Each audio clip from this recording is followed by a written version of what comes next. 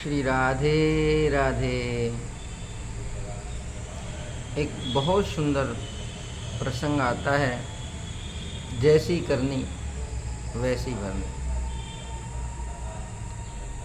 ध्यान रखें, जीवन में जो इंसान बोता है वो उसको प्रारब्ध में भोगना ही पड़ता है।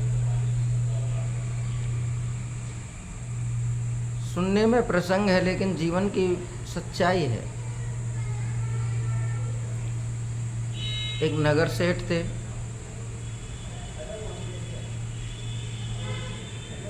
वर्षों से बीमार रहते थे। कोई डॉक्टर, कोई हकीम, कोई वैद्य उन्होंने नहीं छोड़ा।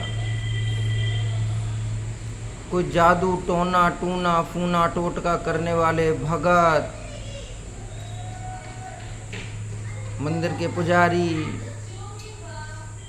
कुछ भी उन्होंने नहीं छोड़ा। सब कुछ अपने जीवन में उन्होंने किया, लेकिन बीमारी इतनी लाइलाज हो गई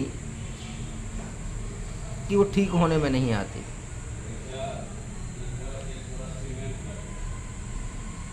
एक बार एक गुरुदेव गांव में ही कोई कथा करने के लिए आए। किसी ने कहा कि गुरुजी बड़े पहुँचे हुए हैं, तो वह नगर सेठ गुरुजी की शरण में गया और उन्होंने आप बीती संपूर्ण वृतांत गुरुदेव को सुनाया। गुरुदेव को उस पर दया आई और उन्होंने कहा कि सेठ जी, आप याद करो, आपने कोई ऐसा कर्म तो नहीं किया जिसकी वजह से आज आपका ये रोग ठीक नहीं हो पा रहा है। बुरा मत मानना, बट एक बात पूछता हूँ, कभी किसी का दिल तो नहीं दुखाया? कभी किसी का कोई बुरा तो नहीं किया? सेठ जी ने कहा, गुरुदेव मैंने तो कभी किसी का बुरा किया नहीं।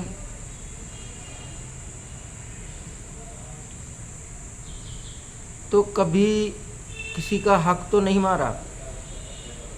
किसी का तुमने कारोबार तो नहीं छीना? किसी का आपने ऐसा हक तो नहीं मारा जिसकी वजह से वह बहुत आपको बद्दुआएं दे रहा हो? जरा सोच करके बताओ। सेठ जी ने भी गुरुदेव की बातें सुन करके अपने सर को नीचे झुका लिया। कहने लगा, गुरुदेव वैसे तो मैंने कुछ किया नहीं, परंतु मेरी एक भाभी है, मेरा भाई गुजर गया, वह अपने मायके में रहती है अपने बच्चों के साथ में, और भाई के गुजरते ही वह मायके में चली गई। तो मेरे को फिर ये लगने लगा कि कहीं ऐसा ना हो मैं उसका हक दे दूं, तो वो अपने सारा हक, जमीन जायदाद अपने भाइयों को ना सौंप दे। गुरुदेव ने आज्ञा की कि चलो ठीक है, आप हर महीने उसको 100 रुपये भेजना। सेठ जी ने कहा, जो आज्ञा गुरुदेव। अब गुरुदेव की आज्ञा पाकर के वह सेठ उसको कुछ पैसे भेजने लगा। अब कुछ महीनों के पश्चात गुरुदेव फिर वहाँ आए। सेठ जी फिर गुरुदेव से मिलने आए तो गुरुदेव ने हालचाल पूछा कि और सेठ जी अब कितना हालचाल, कैसा हाल है आपका? कि गुरुदेव मेरी 75% बीमारी ठीक हो गई। गुरुजी ने आंखें बंद की और ध्यान लगाया और कहने लगा कि पागल, तेरी बीमारी तो बिल्कुल ठीक हो जानी चाहिए थी, लेकिन 75% ही क्यों? अच्छा एक बात बताओ, बुरा मत मानना, आपने कितने रुपए महीने भेजते थे? मैंने आपको बोला था तो उन्होंने कहा गुरुदेव मैं 75 रुपये रोज हर महीने भेजता था। उनकी इसीलिए आपकी बीमारी 75% ठीक हुई है। और आप उनको पूरा हक दो। देखो, जीवन में ध्यान करो, इंसान जीवन के अंदर अकेला आता है और अकेला जाता है। कहावत भी है कि पूत कपूत तो क्यों धन सिंचे और पूत सपूत तो क्यों धन सिंचे।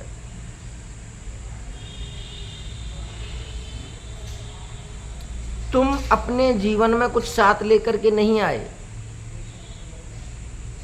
और यहां से जब जाओगे तब भी कुछ साथ लेकर के नहीं जाओगे।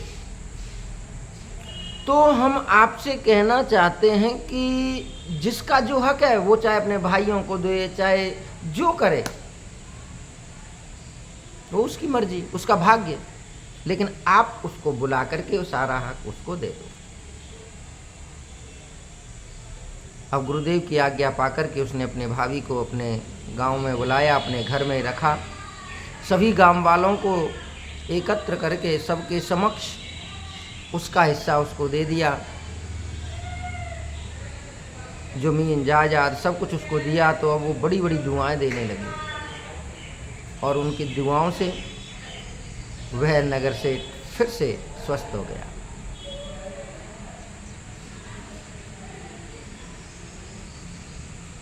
तो जीवन का ये अनमोल सच है मेरे बच्चों, जो बोएगा वही पाएगा, तेरा किया आगे आएगा, सुख दुख है क्या फल कर्मों का, जैसी करनी वैसी भरनी। ये मानव तन हमको कर्म करने के लिए मिला है। आप प्रारब्ध में इस प्रकार कर्म कीजिए कि जब फिर हमारा अगला जन्म हो तो हमें कष्ट ना भोगने पड़े। अब कई लोग तो यही उतराव चढ़ाव में रहते हैं कि अरे आगे किसने देखा, पीछे किसने देखा, मरने के बाद कौन देखता है। यदि ये सच ना होता तो आज प्रभु को गीता में ज्ञान देने की जरूरत ना होती। हम जो इस जन्म में करते हैं वो हमें भोगना पड़ता है।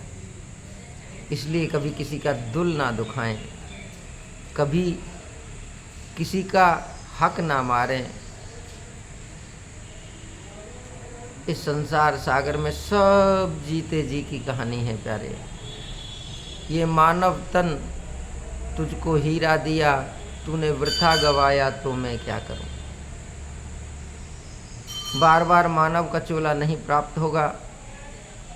यदि आज हमें ये मानव का चोला मिला है तो इससे अच्छे कर्म करें, सच्चे कर्म करें, दीनों पर दया करें, जितना भी शरीर से सेवा बन जाए उतनी सेवा कीजिए। मेरे ठाकुर को वही स्वीकार होती है। इसलिए कर्म का बोया हुआ बीज ही एक दिन पेड़ बन करके हमको फल प्राप्त कराता है। तो आप सभी से अनुरोध है, अच्छे कर्म करें, सच्चे कर्म करें। एक बार प्रेम से कहेंगे राधे राधे।